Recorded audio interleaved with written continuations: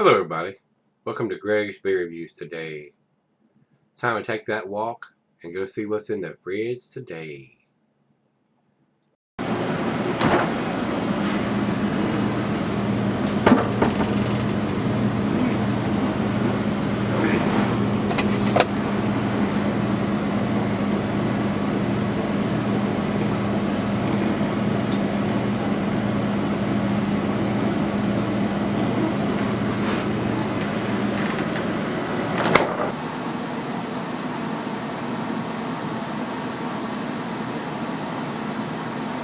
Hey everybody, welcome to Gregsbeerreviews today.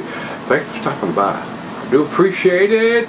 Today's beer comes from Trillium Brewing. This is going to wrap up the beer malt package from Greg. Greg, thanks a bunch. Tasty, super tasty beers you always send. I enjoy them because I cannot get these outstanding beers down here. This one is a 7%er, so it is in my go-to range. So before I even pop the top on this, there's 9 chances out of 10 that I would more than likely buy this beer. Sight unseen, taste untasted. So guys, if it's from Trillium, you can't go wrong. I mean, it's just not going to happen. But anyway, that's just my opinion. Just this old guy's opinion and previous experience. There is no commercial description here, so let me jump here on the can. It says Emerald Necklace Series. And it does have the 7% on it, and not a lot of other information on the can. And underneath of it, we get the date and the timestamp at 08/24/23. And and then they have their timestamp, what time of day it was put in the can. That's all, as far as I'm concerned, that's all you need. That is all you need. They know the date and the time this liquid was poured in this package. Not just the date, the time of day it went in here, or pretty close to it. Time the top went on it, and then the date was stamped on the bottom of it. I would think it would be within a minute, depending on how far away that machine is from the time it gets the can and the lid and all that. So, could be faster, could be 5 seconds, could be a minute. So, I don't think there's anything else to talk about other than it looks like a super cloudy New England style IPA on the pictures here, and it is a new release. I don't think they've done this one before because there are not a lot of ratings on this one yet. So let's find out about this one. Again, Greg, thanks a bunch. I do appreciate it. Let's dive in, guys. Yep, that's that sound I want to hear. Alright, again, 2 beers in a row that it's coming out more like grapefruit juice than the brighter orange juice color. And sometimes that'll change in the light of the glass, but it's a little lighter coming out of the can. So that's all we're going to do. Swirly swirl, a little over a finger and a quarter maybe. And the bubbles are pretty big on here. They're a little tighter down there. This one may stick around a little longer on the head, but the bubbles aren't super tight on the side, so we shall see. But it looks pretty good. There's absolutely no light coming through that glass, guys. Looks like a very nice, well made, and they're not claiming it to be a New England style here on Untappd, so it may be a hazy West Coast style. We're getting ready to find out. To the nose.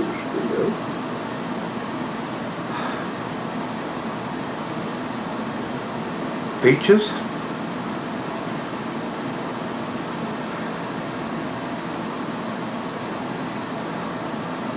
melon, grapefruit,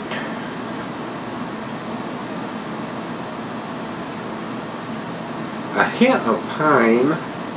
Well, yeah, the pine is usually 9 times out of 10 is going to be present in most of the Northwest style hops. I do detect a little bit of pine from most of those. It's a green growing plant, so I get a lot of pine from the Northwest hops.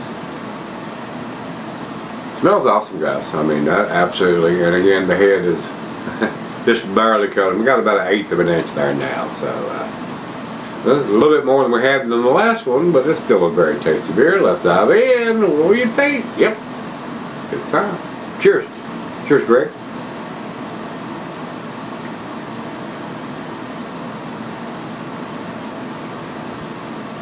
Oh man, that extra alcohol from 5.5 yesterday, which was a pale ale, again, to this one being an IPA, it's 7%.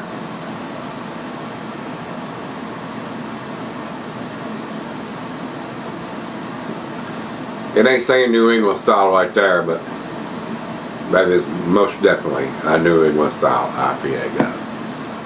It's not super bitter. I mean, that is a New England style beer, guys, to me. If the IBUs are up at 70, I'd be damn surprised. That tastes like it's more in the 40, 50 max. So, yes, I would say it fits very well into that New England style. On appearance, on aroma, and on taste. So, try to get all of that out of there. It looks pretty good when you pour it though. It doesn't pour with a real nice head, but it just doesn't hang around. I mean, sometimes they do, sometimes they don't. Especially in, not like a stout or something that's going to have a thicker body than an IPA or double IPA is going to have. But still an impressive beer. It looks good to me. I'll be right back. Alright guys, I'm back. Been sipping on it for about an hour. Very, very tasty, guys. I mean, if I could get my hands on this and buy it for my refrigerator, it would be in there, guys. So, awesome aroma.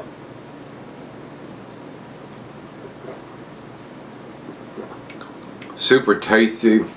I mean, so many fruit notes. Wow. And smooth. Awesome. Well done beer, guys. I mean, if you say to me, this beer is a 10 to me, I would not argue with that one bit. It absolutely is a 10 beer to a lot of people, I am sure. And it would have been to me. Or is to me. What do you think? Final shot.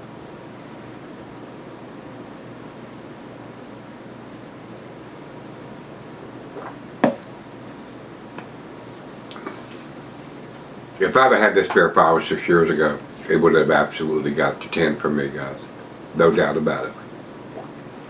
Right now, it's a 9. And that's where I put it. The dates on it, ABV's on it, super tasty, super impressive. 95 for me, guys. Solid A.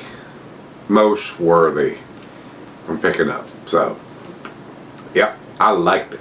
Greg, that was real tasty. And I'm into that because the 7 and the 8%, and in between that range, the body of the beer fits my palate. Because the ones under that usually taste a little thin to me, and then they can get a little thick and chewy above that, or boozy.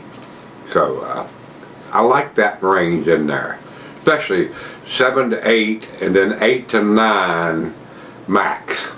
So that's my range where my palate is right now. For me to enjoy it, 7 to 9%, somewhere in that area, because I only have a couple of days. So when you're down to 2 beers a day, I like something a little tasty, something a little tastier than a thinner beer, and not something super boozy. So that's usually where everything usually falls into my category for my fridge right now, guys. I have IPAs in there and double IPAs, so that's usually where it falls if I'm not doing beer reviews. So super tasty beer, guys. I'm not going to ramble on anymore. This beer is not listed yet over on Beer Advocate, and over to Untapped they have it at 4.24. That's 8 numbers from them, and only 388 people have commented on it. So fairly new release from Trillium on this one. Double dry hopped. Now, they have the Riverway over on Beer Advocate, but not the double dry hop variety. So that's why this one is so tasty, guys. That double dry hopping throws a ton more hop presence and profile to the beer, and it works. It absolutely works, guys. So you can most definitely, if I had the regular version and the double dry hop version side by side, and it's been quite a while since I did a side by side, you could definitely tell the difference between those two because of the double dry hop. Again, if you've had it, let me know what you think. Yeah, we have to go get some beers. Till we meet again, let's go see what's in the fridge.